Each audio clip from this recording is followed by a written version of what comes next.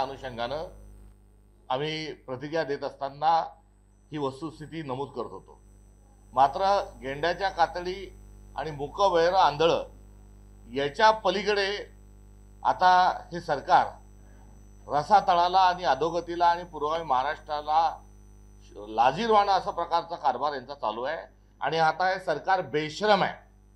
हे सरकार नसून हे दलालांचं कडबोळ आहे आणि महाराष्ट्रभर त्यांनी चालवलेली दलाली हा त्यांच्या बेशरमपणाचा कळस आहे। एकामागे एक प्रकरणं ही येत आहेत आणि बेशरम म्हणण्याचं कारण पण या ठिकाणी मी सांगू इच्छितो।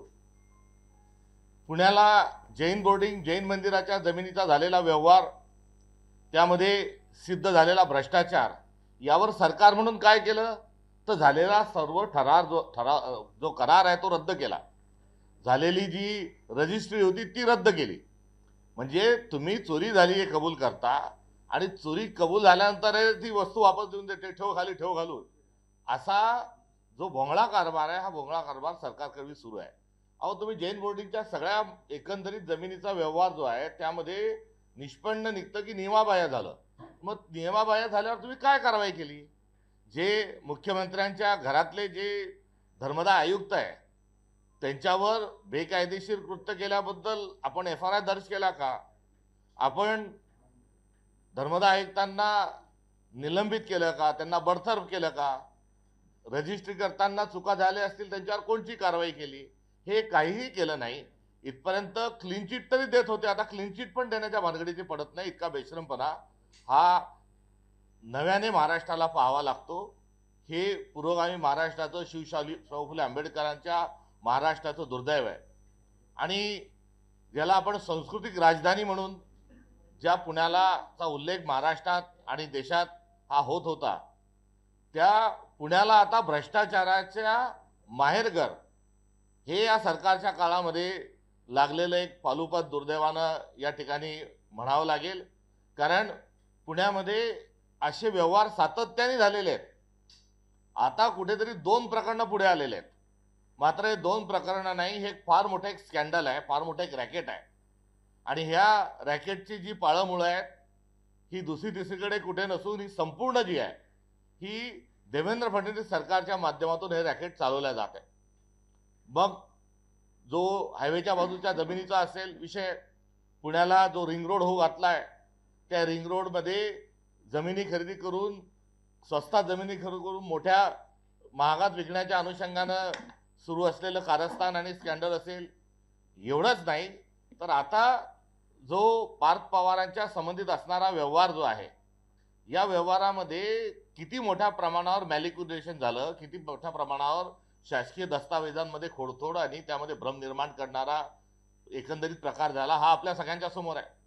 मात्र एवढंच नाही, तो नोंदणी झाली एवढंच नाही तर IT पार्क म्हणून त्याला ताबडतोबीनं 24 तासात परवानगी दिल्या जाणं, इतरही काही शासकीय खात्यांच्या परवानग्या त्यांना तशाच पद्धतीने मिळणं, याचा अर्थ हा होतो की एकटा हा उपमुख्यमंत्री अजित पवार नव्हे तर हा संघटित गुन्ह्याचा एक प्रकार आहे। आणि त्या संघटित गुन्ह्यामध्ये मंत्रालयातले विविध मंत्रालय जे हेही या पुण्याच्या गैरव्यवहारामध्ये त्यांचे हात त्यामध्ये गुंतलेले आहेत। ते या सगळ्या व्यवहारामध्ये जबाबदारीनं लिप्त स्वरूपामध्ये त्यांची एकंदर भूमिका राहिलेली आहे। आणि याही व्यवहाराचं काय केलं तर याही व्यवहाराचं सांगत असताना तो एकंदरीत जी रजिस्ट्री आहे तो व्यवहार रद्द करतोय म्हणतो। अहो, हा बेशरमपणा शोभतो का देवेंद्रजी आपल्याला? आपण चुका झाल्या हे कबूल करता आणि रद्द करून थांबता, यावर कोणती कारवाई केली? आपण कंपनीवर कोणती कारवाई केली? आपण यामध्ये FIR कोणावर दाखल केला? याच्यावर कोणची पुढे कारवाई होणार आहे? काही नाही। चौकशी नावाचा एक बागुलबा उभा केलाय आणि प्रकरण थंड करायचं, थंड करून खायचं आणि ते प्रकरण थंड होत नसेल तर इतर ठिकाणी इतर काही गोष्टी ज्या आहेत त्या पुढे आणायच्या, त्याच्यावर वाद तयार करायचे, मूळ जो झालेला भ्रष्टाचार तो लपवायचा, हा एकंदरीत चालत असणारी जी मोटस ऑपरेंडी आहे, या अनुषंगानं हे सरकार बेशरम सरकार म्हणून समोर आलेलं आहे। ही अत्यंत महाराष्ट्राचं पुरोगामी महाराष्ट्राचं दुर्दैव आहे, हे दुःखाने या ठिकाणी नमूद करू इच्छितो। मात्र याच्यावर न थांबता पुढे जाऊन या सर्वांची चौकशी झाली पाहिजे। एक्का दुक्का जे प्रकरण समोर येतात त्याची नाही. आम्ही हा व्यवहार होतोय याचा बरेच दिवसापासून हे सांगितलं होतं पुणे भेटीमध्ये. अनेक लोक या गोष्टींचा मुद्दे घेऊन हे काम करत होते. मात्र वेगवेगळे ऍक्टिव्हिस्ट आणि वेगवेगळ्या स्वरूपामधून प्रकरणं पुढे आल्यानंतर ती कशी दाबल्या जातात हे देखील एक समाज स्वास्थ्याचं एक लक्षण आहे. कारण आलेला मुद्दा हा एकदम परवा आला आणि तो कुठेतरी सगळ्यांना माहीत झाला आणि मग गोंधळ उडाला आणि मग रद्द झाला असं नाही. तर एकंदरीत ह्या सर्व गोष्टींमध्ये जी भूमिका सरकार म्हणून असली पाहिजे ती सरकारची भूमिका ही आढळून येत नाही. त्यामुळे सरकार हे शासकीय नियमानुसार नव्हे तर हे सरकार दलालांसाठी काम करतं आणि दलालांकरवी हे सरकार कुठेतरी कार्यरत आहे ही या निमित्तानं उघड झालं. आणि हा एक व्यवहार नाही, याच्या आधीचा जो दुसरा व्यवहार आहे त्या सगळ्या व्यवहारांची सगळ्या वर्तमानपत्रात कोणते व्यवहार झालेत काय झालेले एक डेअरीचे जो व्यवहार आहे तोही पुढे आलेला आहे. आणि त्या डेअरीची जमीन आधीच 35 एकरापेक्षा अधिकची जमीन आहे ही विकल्या गेलेली आहे. हिचाही व्यवहार झालेला आहे. तो व्यवहार होत असताना तो व्यवहारी ही जी कंपनी आहे पार्थ पवारांच्या नावाच्या वर असणारी कंपनी, या कंपनीने अजून एक शासकीय जमीन तिथे घेतलेली आहे. आणि ती शासकीय जमीन घेत असताना तिला पतपुरवठा कुठून झाला तर काही दौंड साखर कारखाना जो आहे प्रायव्हेट लिमिटेड काही त्या दौंडच्या कारखान्यातून त्यांना निधी मिळाला. म्हणजे हा गुन्हा जो आहे तो करत असताना आलेला पैसा हा कुठून आला याची धागेदोरी तपासली पाहिजे. त्यांनी या पैसे कसे दिले या कंपनीला तेही तपासून बघितलं पाहिजे. त्यामुळे जे आज पूर्वीचे झालेले सर्व व्यवहार आहेत तेही तपासल्या जायला पाहिजे. त्यामुळे सरकार न खाऊंगा न खाणे दूंगा हे मोदी जे म्हणाले होते त्याच्या अगदी उलट हा कारभार सुरू आहे. आणि नरेंद्र मोदी, देवेंद्र फडणवीस आणि भारतीय जनता पक्ष यांच्यात जर नैतिकता उरली असेल, माझं त्यांना आव्हान आहे, तर उरली असेल तर त्यांनी पुण्याच्या सर्व जमिनींचा व्यवहार या संदर्भात एक श्वेतपत्रिका काढावी, नंबर 1.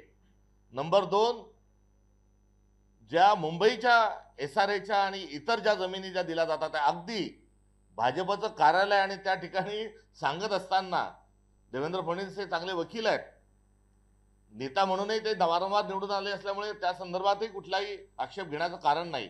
मात्र मुंबईच्या भाजप कार्यालयाच्या उद्घाटनाच्या कार्यक्रमात एक खूप चांगले अभिनेते आहेत याचा प्रत्यय आला आणि त्यांनी सांगितलं की नियमानुसार केलं, अगदी काटेकोर पद्धतीने केलं. अरे किती खोटं बोलता. ती मुळात जमीन सरकारी जमीन आपण कुठे घ्यायला लावता 10% मग पुन्हा फिरवा फरवी करता. ह्या अशा गोष्टी ह्या करणं मुख्यमंत्री पदाच्या माणसाला शोभत नाही. त्यामुळे मुंबईचाही जो सर्व व्यवहार झालेला आहे तो SRAचा असेल, MMRDAचा असेल, त्या अडाणींना ज्या धारावीच्या सोबतच इतर ज्या जमिनी त्यांच्या खिशात टाकल्या गेल्या त्याच्याच अनुषंगाने असेल, त्याची देखील एक श्वेतपत्रिका यांनी येणाऱ्या हिवाळी अधिवेशनामध्ये सादर करावी. आणि त्या श्वेतपत्रिकेवर लोकशाहीचा अधिकार आहे, त्या श्वेतपत्रिकेवर संपूर्ण 1 दिवस चर्चा करावी. श्वेतपत्रिका दिल्याच्या 8 दिवसानंतर पुढच्या 8 दिवसात या सगळ्यांवर चर्चा करावी आणि एकदा दूध का दूध पाणी का पाणी होऊ द्या. हे असणारं आव्हान आहे. असेल हिम्मत मोज किंमत, हे देखील या निमित्तानं आव्हान देत असताना सर्व हे जे गोडबंगाल आहे, आपण समृद्धीचं गोडबंगाल लपवलं, शक्ती महापीठाचं आता नवीन एक स्कॅन्डल आपण आणत आहात, जमिनी हडपण्याचा आपला सगळा उपक्रम हाच सुरू आहे. त्यामुळे या सर्व दलालीमध्ये हे सरकार काम करत असताना शेतकऱ्यांच्या प्रश्नाच्या अनुषंगानं त्यांना काही देणं घेणं नाही. त्यांना शेतकऱ्याच्या प्रश्नाच्या वेळेस पैसा कुठून उपलब्ध करून द्यायचा तो प्रश्न पडतो. या व्यवहारात कुठून पैसा आला हे तपासण्याचं सत्सद विवेक बुद्धी आणि नैतिक जबाबदारी त्यांची आहे, हे देखील या निमित्तानं आम्ही सांगू इच्छितो. आणि या संपूर्ण जो माफिया, सरकारमधील माफिया जे आहेत, पहिले माफिया हे बाहेर राहत होते आणि सरकार कुठेतरी त्यांना हस्तक म्हणून वापरत होते. आता हस्तक बिस्तक कोच नाही, आता मंत्रालय दलाल चालवत आहेत. या असणाऱ्या चित्राच्या अनुषंगानं या संदर्भात जनता शांत बसणार नाही. आणि हा काँग्रेसचा किंवा इतर कोणाचा विरोधी पक्षांचा हा प्रश्न राहिलेला नाही. आता हा प्रश्न महाराष्ट्राचा झालेला आहे आणि महाराष्ट्रातल्या 14 कोटी लोकांनी आता या संदर्भामध्ये आवाज उठवला पाहिजे आणि ते निश्चित उठवतील. ही काँग्रेसच्या विचारधारेच्या अनुषंगानं असणारी आमची ही भूमिका आहे. आणि या संदर्भामध्ये आम्ही तीव्र आमचा आक्षेप, संताप आणि आम्ही केलेल्या ज्या मागण्या आहेत त्या सरकारने तात्काळ पूर्ण करावं ही आमची असणारी मागणी आहे.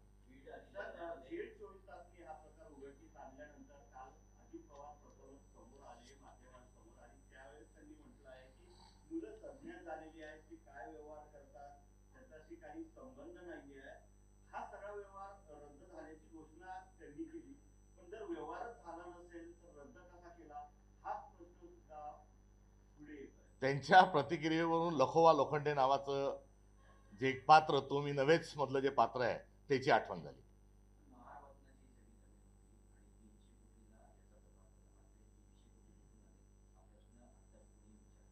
तो आम्ही विचारत आहोत. आम्ही पहिल्या व्यवहारात पैसे कुठून आले हे विचारलं, आणि आताच्याच माझ्या निवेदनामध्ये आलेला पैसा कुठून आला आणि तो पैसा एकत्र करत असताना अधिकार होते का, आणि त्या पैशाशी संबंधित जे लोक असतील त्यांच्यावरही कारवाई झाली पाहिजे. एक तर आपण कारवाई करत नाही, आणि कारवाई का करत नाही तर कारवाई केल्यानंतर ते धागेदोरे जे आहेत ते पुढे जातील. हा कोणाचा हात त्याच्यामध्ये अडकलेला आहे हे वाचवण्याच्या अनुषंगाने मी संघटित गुन्हेगारी सुरू आहे हे जे बोललो त्याचाच हा पुरावा आहे की हे कुठून पैसे आले, काय आले हे बघणं आवश्यक आहे, अत्यंत आवश्यक आहे. ती समोर प्रक्रिया हे पुढे नेत नाही, आणि त्याचा अर्थ ही संघटित स्वरूपाची गुन्हेगारी करिता हे 300 कोटी रुपयांचाही प्रश्न हा उपस्थित केल्यावरही आज त्याकडे दुर्लक्ष जाणून बुजून केल्या जात आहे. ही बाब देखील मला महाराष्ट्राच्या निदर्शनास आणून द्यायची.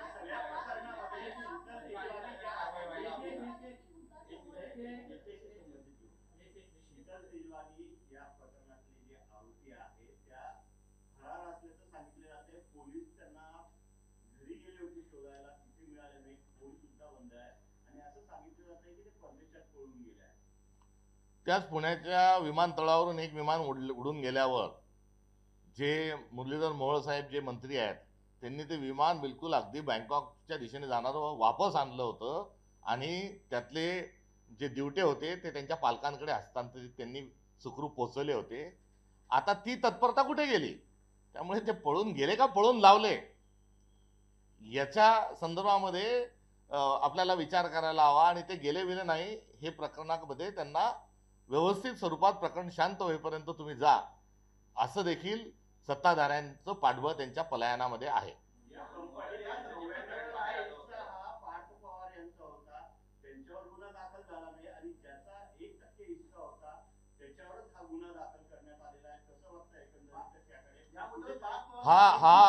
ही काही पहिली घटना नाही. चोर सोडून संन्यासाला फाशी नावाचं तंत्र महाराष्ट्राच्या गृह विभागाने स्वीकारलेलं आहे. रावसाहेब दानवे यांनी 10 कोटीची नाशिकच्या प्रकरणामध्ये फसवणूक केली. या संदर्भामध्ये तक्रार झाल्यानंतर, पुरावे आल्यानंतर गुन्हा दाखल झाला.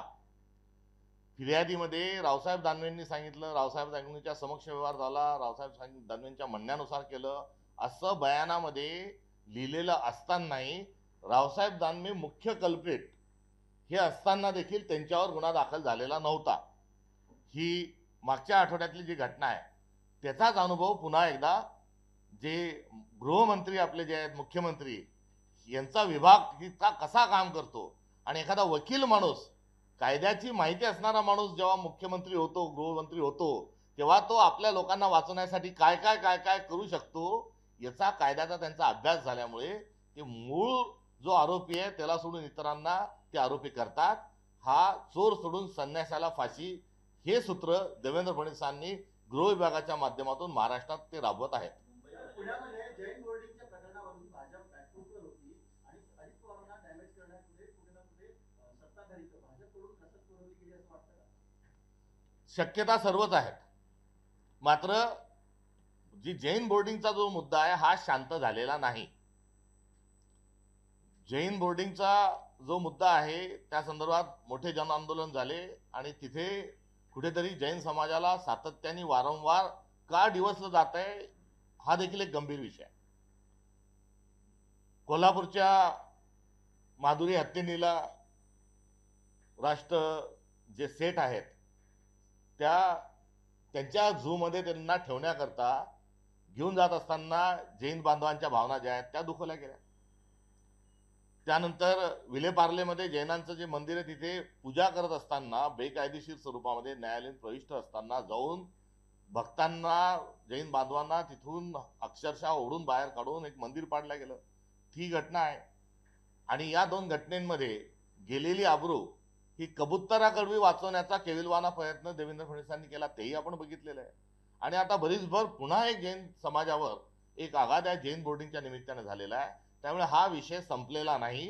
ही जैन समाजावर चालू असणाऱ्या ज्या घटना आहेत आणि त्यांच्या एकीकडे आपल्याला जमीन हडपण्याची जी पद्धत आहे त्या जमीन हडपण्याकरता हा जैन समाजाला सरकारने वेठीस धरलेला आहे आणि अशा प्रकारे मोठी एक शृंखला ही या संदर्भातली सुरू आहे. जैन बोर्डिंग हा विषय संपलेला नाही. या संदर्भामध्ये थेट देवेंद्र फडणवीसांचे जे बंधू आहेत, जे धर्मदाय आयुक्त आहेत, त्यांच्यापासून तर एकंदरीत मुरलीधर मोहोळांपर्यंत गुन्हे दाखल झाले पाहिजे. पण आता कंपनी पाच पवारने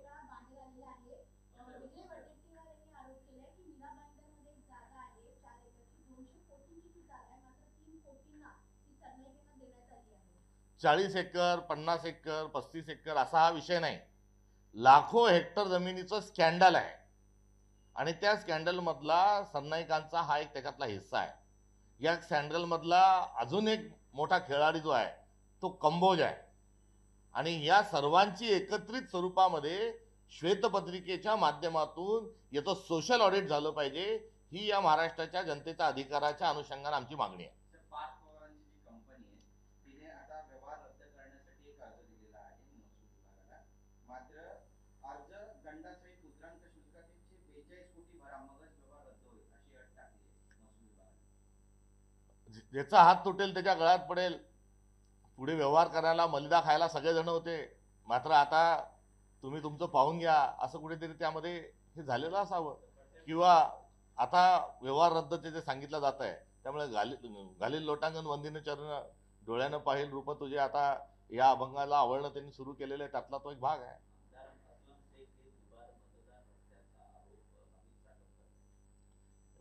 दुबार मतदार कोणी असणं हा त्या माणसाचा दोष आहे का तो सरकारचा दोष आहे हे तपासलं गेलं पाहिजे. आणि त्या संदर्भात जसे आता 2 स्टार लावले गेले तर 3 ठिकाणी असेल तर 3 स्टार लावा, 10 स्टार लावा, 100 स्टार लावा, 1000 एका माणसाचे 1000 नाही नाव असेल ते 1000 लावा. निवडणूक आयोगाची ही जबाबदारी आहे की त्यांनी एकाच ठिकाणी ते नाव ठेवलं पाहिजे. तशा पद्धतीने त्यांनी नोटिसेस हा इश्यू केला पाहिजे. त्यामुळे कोणत्याही एका माणसाचं 2दा-3दा नाव असू शकतं. त्या संदर्भातली जबाबदारी निवडणूक आयोगाची आहे. निवडणूक आयोगानं ती दुरुस्तीची भूमिका घेतली पाहिजे. कायदा हे सांगतो की 2 ठिकाणी नाव असेल तर त्या मतदाराला नोटीस पाठवा, त्याच्याशी संपर्क साधा आणि 2 पैकी कुठे नाव ठेवायचं हे विचारा. आणि या भूमिकेतून निवडणूक आयोगाने मतदार याद्या दुरुस्त केल्या पाहिजे.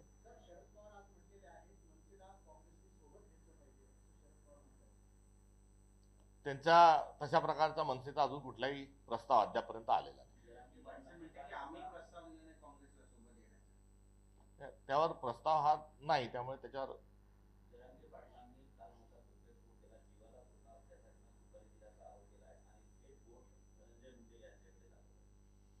कालच्या त्यांचा जो आरोप आहे याची चौकशी झालीच पाहिजे.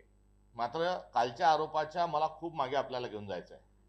देवेंद्र फडणवीस कशी मजा पाहतात आहे आणि मी त्यांची तुलना नथुराम गोडसेंशी जी केली होती, तुलना मोटस ऑपरेंडीच्या अनुषंगाने होती की महात्मा गांधींचा खून शांत डोक्यानं नथुराम गोडसेंनी केला.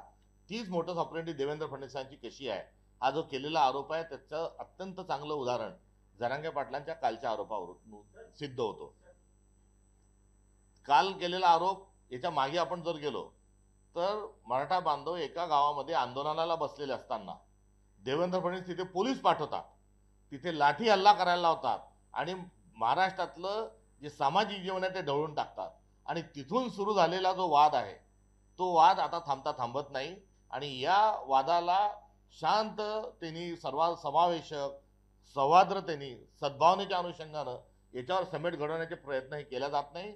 एक दगड मोहळाला मारून देवेंद्र फडणवीस हे मोकळे झाले आणि या पूर्ण महाराष्ट्रातलं सामाजिक जीवन जे आहे हे बिघडवण्याचं काम हे देवेंद्र फडणवीसांनी केलेलं आहे. आणि आता अशा ज्या घटना घडत आहेत अशा घडलेल्या घटनांच्या अनुषंगानं ते केवळ बघायची, हसायची आणि त्याच्यातून त्यांना आनंद मिळत आहे का हा प्रश्न या निमित्तानं उपस्थित होतो. शहराच्या जमीन घोटाळ्याप्रकरणी मुख्यमंत्र्यांनी चौकशीचे आदेश दिलेले आहेत. मात्र अजित पवारांची मुलाखतीत चौकशी होणार आहे. ते उपमुख्यमंत्री असताना चौकशी निष्पक्ष होऊ शकेल ना किंवा त्यांच्या राजीनाम्याची मागणी करणार? अहो, ही पहिल्याच दिवशी राजीनाम्याची मागणी केली. मात्र आपण समजून घ्या, धनंजय मुंडे यांचा राजीनामा संतोष देशमुख हत्याकांडात आम्ही का मागत होतो की तपासामध्ये दबाव येऊ नये करिता त्यांना दूर ठेवा. मात्र सरकारने ऐकलं नाही. शेवटी त्यांचा राजीनामा का झाला? त्यांचा राजीनामा याच्यासाठी झाला की जेव्हा चार्जशीट दाखल झाली, चार्जशीट दाखल झाल्यानंतर त्याच्यात अत्यंत आक्षेपार्ह आणि संतापजनक अशा प्रकारची चित्रफिती काही फोटो होते. ते फोटो व्हायरल झाल्यानंतर समाज मन बिघडलं आणि आता मंत्रालयात घुसून काही ना काही घटना होऊ शकते या भीतीपोटी सरकारने नैतिकतेच्या आधारावर नाही तर या भीतीपोटी धनंजय मुंडे यांचा राजीनामा झालेला आहे. रम्मी विधान भवनामध्ये खेळल्यानंतरही माणसाला हे काढत नाही. आईच्या नावावर डान्स बारमध्ये 22 बारबाला सापडतात तरी राजीनामा होत नाही. मुलगी जर जोऱ्यात ओरडली असती, महिला जर जोऱ्यात ओरडली असती, किंचाळली असती तर बलत झाला नाही असं म्हणणाऱ्यालाही राजीनामा होत नाही. त्यामुळे राजीनामा तर आम्ही मागितलेला आहे. मात्र बेशरम माणसाकडून काय, बेशरम सरकारकडून काय आपण अपेक्षा व्यक्त करायची, हा प्रश्न या निमित्तानं हा आपल्या सर्वांच्या समोर आहे. तर महापालिकेसाठी काँग्रेसनं काही वेगळा विचार केला आहे? कारण रेवंत रेड्डी काँग्रेस त्यांनी म्हटलंय की मुस्लिम म्हणजे काँग्रेस, काँग्रेस म्हणजे मुस्लिम. रेवंत रेड्डींच्या तोंडात काही चुकीचे विषय घातले असतील. आज त्यांचा वाढदिवस आहे. आज फक्त रेवंत रेड्डींना वाढदिवसाच्या अधिक शुभेच्छा पण देऊया. तुम्ही वर्षाच्या बाहेर आंदोलन करणार आहात, तरी असेल आणि युवक काँग्रेसनी आमच्या फ्रंटल ऑर्गनायझेशन युवक काँग्रेस जी आहे त्या युवक काँग्रेसनी या संदर्भामध्ये आंदोलनाची घोषणा केली आहे आणि युवक काँग्रेस या संदर्भामध्ये लवकरच आपल्याला माहिती देईल. निवडणुकीसाठी काय नाही. ठरलंय का? निवडणूक कशी लढवायची राज्यात? आता नगरपालिकेच्या निवडणुकीमध्ये आमचं स्टेट पार्लमेंटरी बोर्ड 12 तारखेला आहे. 12 तारखेच्या स्टेट पार्लमेंटरी बोर्डमध्ये आम्ही या संदर्भातील पुढची जी आहे ती आम्ही घोषणा करू. महाराष्ट्रभर नगरपालिकांच्या निवडणुकीचे इंटरव्ह्यू त्या ठिकाणी पार्लमेंटरी बोर्ड याची प्रक्रिया मोठ्या उत्साहात सर्वदूर ही सुरू आहे आणि हे सर्व प्रक्रिया त्या ठिकाणी पूर्ण झाल्यानंतर पुढच्या आठवड्यात या संदर्भातला पहिला आणि अंतिम निर्णय आमचा होईल. एक थोडा हो वंदे मातरम. भाजपला वंदे मातरमची आठवण झाली. वंदे मातरम इतक्या दिवस त्यांना अमान्य होतं. वंदे मातरम त्यांच्यासाठी अस्पृश्य होतं. त्याचा उच्चार त्यांना करणं अवघड होतं. मात्र आता वंदे मातरमच्या अनुषंगानं देशापासून गल्ली ते दिल्ली कार्यक्रम भारतीय जनता पक्ष या संदर्भात आयोजित करत आहे. त्याबद्दल त्यांचं मी अभिनंदन करतो. कारण वंदे मातरमला RSSचा हा विरोध होता. वंदे मातरमला भाजपचा सातत्याने विरोध होता. अगदी अलीकडचे पर्यंत राष्ट्रीय स्वयंसेवक संघाच्या मुख्यालयामध्ये तिरंगा ध्वज फडकवला जात नव्हता. काही तरुणांनी राष्ट्रभक्तीतून प्रेरित होऊन संविधानापासून प्रेरणा घेऊन तिथे सातत्याने 2 वर्ष झेंडा फडकवण्याचा प्रयत्न केला. म्हणून आता नाईलाजानं ते तिरंगा फडकवायला लागले. राष्ट्रीय स्वयंसेवक संघाचा वंदे मातरम या आपल्या गीतावर, पवित्र गीतावर विश्वास नव्हता. त्यांचा राष्ट्रगीतावरही त्यांचा विश्वास नव्हता आणि वंदे मातरमच्या संदर्भामध्ये RSSनी आणि पर्यायाने भाजपनी फार मोठी एक कॅम्पेन त्यांनी चालवलं होतं. वंदे मातरम शेंडी कात्रम असं ज्या संघटनेत शिकवलं जात होतं RSS मधले, आता त्यांच्या मुशीतूनच तयार झालेले आता वंदे मातरमची सौगात आणि वंदे मातरम जर म्हणत असतील तर त्यांचं झालेलं हे मनपरिवर्तन जे आहे त्याबद्दल मी त्यांचं अभिनंदन करतो.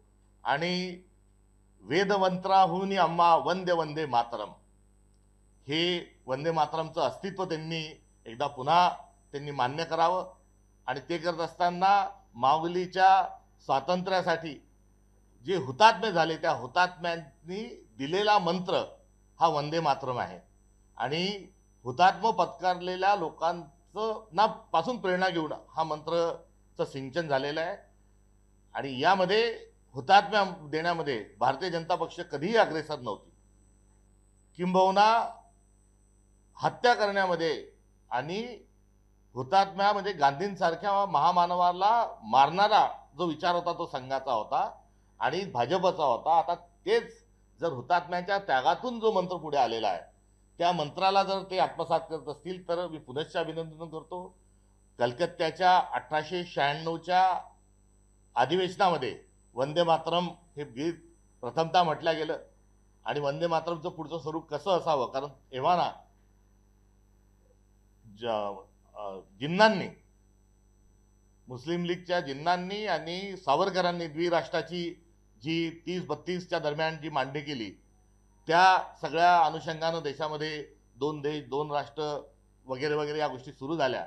आणि त्यानंतर वंदे मातरम हे गीत पुढे घेऊन जाण्याच्या अनुषंगानं खुद्द रवींद्रनाथ टागोर, सरदार सुभाषचंद्र बोस, पंडित जवाहरलाल नेहरू, APJ अब्दुल कलाम व इतर काही विद्वानांनी एकत्र येऊन आजचं वंदे मातरम जे आहे ते त्या ठिकाणी सुनिश्चित केलं होतं. आता त्याच चुका आहे असे म्हणणारे नवीन विद्वान हे नॉन बायोलॉजिकल काल नरेंद्र मोदी साहेब या संदर्भात केलेली टिप्पणी जी आहे, ही टिप्पणी म्हणजे या महान माणसांच्या कामाला कुठेतरी आरसा दाखवण्याचा त्यांचा प्रयत्न आहे. त्यामुळे त्यांच्या या वक्तव्यावर मला या ठिकाणी दुःखद होत असताना त्यांची क्यू देखील करावीशी वाटते. मात्र स्वातंत्र्याचा जो संग्राम सुरू होता, त्या स्वातंत्र्याच्या संग्रामामध्ये वंदे मातरम अशा प्रकारचं गीत गाऊन झेंडा खांद्यावर घेऊन स्वातंत्र्य संग्राम सेनानी लढले. आणि हे जेव्हा स्वातंत्र्य संग्राम सेनानी तिरंगा घेऊन वंदे मातरम म्हणत असताना भारतीय जनता पक्ष ज्या मुशीतून तयार झाल्या त्या विचाराची लोक हे इंग्रजांचे तळवे चाटत होते. ते इंग्रजांना चे कुठेतरी हस्तक म्हणून हे त्या ठिकाणी काम करत होते.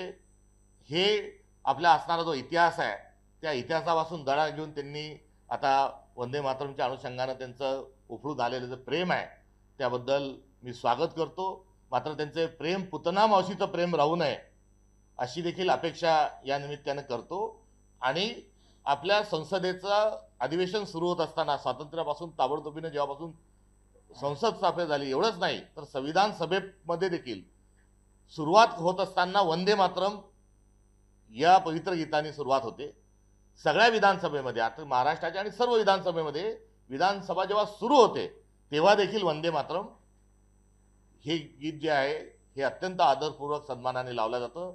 काँग्रेसच्या प्रत्येक अधिवेशनात 1896 पासूनच्या प्रत्येक अधिवेशनामध्ये वंदे मातरम पासूनच अधिवेशन हे सुरू होत असतं.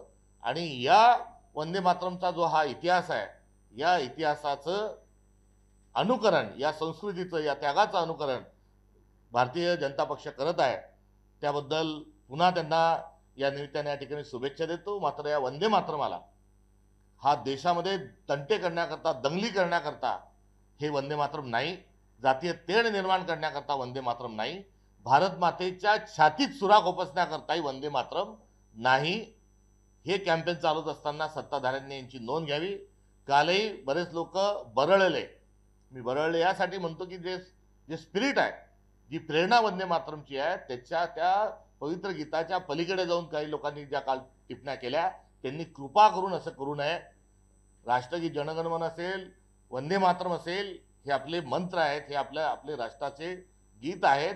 या अनुषंगानं कुठेही दुजाभाव निर्माण होणार नाही, दंगली होणार नाही, याची दक्षता ही भारतीय जनता पक्षाने जरूर घेतली पाहिजे.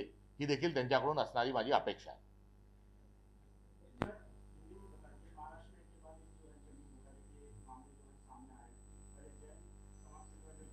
ये इसकी बहुत बड़ी फेयर लिस्ट है और इसको सरकार ने छुपा के रखा है. इस पर तो बहुत सारा ऑब्जेक्शन भी है. इसलिए मुंबई और पुणे में खास तौर पर जो सारे इस प्रकार से जो व्यवहार सरकारी ज़मीन को लेके, या वक्फ बोर्ड का भी उसमें हो सकता है, जैन समाज की भी ज़मीन हो सकती है, सरकारी भी हो सकती है, कुछ वतनों को दी ज़मीन है वो भी हो सकती है, ये सारी ज़मीनों का एक वाइट पेपर ये सरकार पब्लिश करे.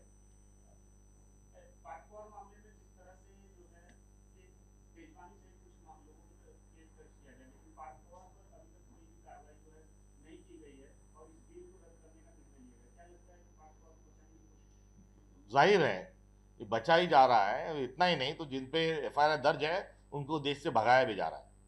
लेकिन लगातार उन्हीं के पिता जो है अजीत पवार ये कह रहे हैं कि मेरा इसमें हाथ नहीं है, और लेकिन आप इस तरह से इस मुद्दे को देखते हैं. सही है, उनका हाथ उसमें नहीं है, वो पूरे के पूरे उसमें सम्मिलित है.